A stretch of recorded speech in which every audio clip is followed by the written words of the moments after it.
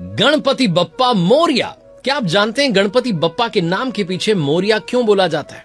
इस कथा को जानने के लिए हमें चलना होगा गणेश पुराण में, जहां कहते हैं एक प्रसंग में कि दानव सिंधु ने देवताओं पर अत्याचार करना शुरू कर दिया। बेबस होकर के देवताओं ने श्री गणेश जी का आह्वान किया। गणेश जी ने उनकी रक्षा के लिए मयूर यानी कि मोर को अपना वाहन चुना और 6 भुजाओं वाला अद्भुत रूप धारण किया। इसी रूप से उन्होंने दानव सिंधु का संहार किया। इसीलिए मोर गांव में जो विराजमान गणेश जी हैं उन्हें मयूरेश्वर कहा जाता है। कहते हैं कि वामन भट्ट और पार्वती बाई जी ने भी मयूरेश्वर की कठोर आराधना की और उनकी कृपा से उन्हें जो पुत्र प्राप्त हुआ, उन्होंने अपने आराध्य के नाम पर ही पुत्र का नाम रखा मोरया। मोरया बचपन से ही गणेश भक्ति में रमे हुए थे। वो थेऊर में जाकर के कठोर तपस्या करने लगे और कहते हैं कि इसी तपस्या से उन्हें सिद्धावस्था में गणेश जी ने जो है दर्शन दिए।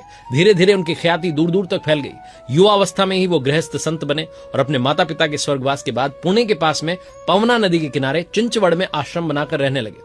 वहीं से उन्होंने धार्मिक गतिविधियों को आगे बढ़ाया और दूर दूर से लोग उनके आश्रम आए और उनकी भक्ति ने उन्हें हमेशा के लिए अमर कर दिया। तो अब जब भी हम कहते हैं गणपति बप्पा मोरया, तो ये सिर्फ भगवान गणेश जी का जय घोष नहीं होता, इसमें उनके परम भक्त मोरया गोसावी की गाथा भी शामिल होती है। मोरया सिर्फ एक शब्द नहीं है, बल्कि ये भक्ति, परंपरा और आस्था को जीवंत रखने की ध्वनि है। एक ऐसा स्वर है जो भगवान को और भक्त को एक सूत्र में बांध देता है। तो आइए मिलकर बोलते हैं गणपति बप्पा मोरया।